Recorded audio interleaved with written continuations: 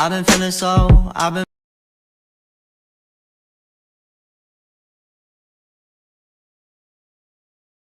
Assalamualaikum warahmatullahi wabarakatuh. Baiklah, sebelumnya perkenalkan, nama saya Ardi Marvin Arseladi dengan NPM A1G022119. Baiklah, di sini saya akan menjelaskan materi tentang fungsi-fungsi manajemen pendidikan yang diampu oleh dosen saya Bapak Dr. Muhammad Kristiawan MPD. Baiklah, langsung saja. Fungsi-fungsi manajemen. Kehadiran manajemen dalam organisasi adalah untuk melaksanakan kegiatan-kegiatan agar suatu tujuan tercapai dengan efektif dan efisien. Secara tegas, tidak ada rumusan yang sama dan berlaku umum untuk fungsi manajemen. Namun demikian, fungsi manajemen dapat ditelaah dari aktivitas-aktivitas utama yang dilakukan para manajer, yaitu perencanaan, pelaksanaan, dan penilaian. Baiklah, ada 4 hal yang akan kita bahas tentang fungsi-fungsi manajemen pendidikan. Yang pertama ada perencanaan, yang kedua pengorganisasian, yang ketiga penggerakan, dan yang keempat pengawasan. Baiklah, langsung saja yang pertama, perencanaan. Fungsi perencanaan adalah sebagai pedoman pelaksanaan dan pengendalian, menentukan strategi pelaksanaan kegiatan, menentukan tujuan atau kerangka tindakan untuk mencapai tujuan tertentu. Dalam menentukan rencana harus dilakukan secara matang dengan melakukan kajian secara sistematis sesuai dengan kondisi, organisasi, dan kemampuan sumber daya dengan tetap mengacu pada visi dan misi organisasi.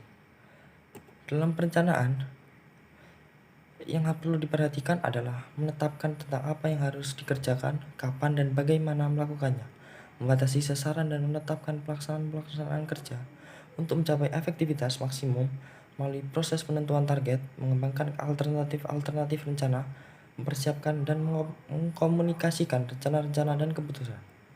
Baiklah, yang kedua, pengorganisasian. Fungsi pengorganisasian diartikan sebagai kegiatan bagi tugas kepada orang-orang yang terlibat dalam kerjasama untuk memudahkan pelaksanaan kerja. Pelaksanaan fungsi pengorganisasian dapat memanfaatkan struktur yang sudah dibentuk dalam organisasi. Artinya, deskripsi tugas yang akan dibagikan adalah berdasarkan tugas dan fungsi struktur yang ada dalam suatu organisasi.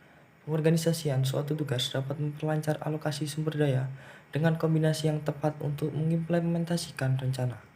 Dalam pengorganisasian, terdapat beberapa langkah yang harus diperhatikan, antara lain menentukan tugas-tugas yang harus dilakukan untuk mencapai tujuan organisasi, membagi seluruh beban kerja menjadi kegiatan-kegiatan yang dapat dilaksanakan oleh perorangan atau kelompok, menggabungkan kerjaan para anggota dengan cara yang rasional dan efisien, menetapkan mekanisme untuk mengkoordinasikan kerjaan dalam satu kesatuan yang harmonis, melakukan monitoring dan mengambil langkah-langkah penyesuaian untuk mempertahankan serta meningkatkan efektivitas. Selanjutnya, yang ketiga, penggerakan. Penggerakan adalah hubungan antara aspek-aspek individual yang ditimbulkan oleh adanya hubungan terhadap bawahan untuk dapat mengerti dan memahami bagian pekerjaan yang efektif dan efisien. Penggerakan adalah bagian yang sangat penting dalam proses manajemen, berbeda dengan ketiga fungsi lain. Penggerakan dianggap sebagai intisari manajemen karena secara khusus berhubungan dengan orang-orang. Selanjutnya yang terakhir, yaitu pengawasan. Pengawasan adalah proses penentuan apa yang dicapai berkaitan dengan standar apa yang sedang dihasilkan, penilaian pelaksanaan, serta bila mana perlu diambil tindakan korektif. Ini yang memungkinkan pelaksanaan dapat berjalan sesuai rencana, yakni sesuai dengan standar yang diharapkan. Tujuan pengawasan menurut konsep sistem adalah membantu mempertahankan hasil atau output yang sesuai dengan syarat-syarat sistem. Artinya, dengan melakukan kerja pengawasan, diharapkan dapat mencapai tujuan kualitas produk organisasi berdasar perencanaan yang telah ditetapkan, sehingga konsumen atau stakeholders menjadi puas. Baiklah, itu saja materi yang dapat saya sampaikan. Saya ucapkan terima kasih. Wassalamualaikum warahmatullahi wabarakatuh.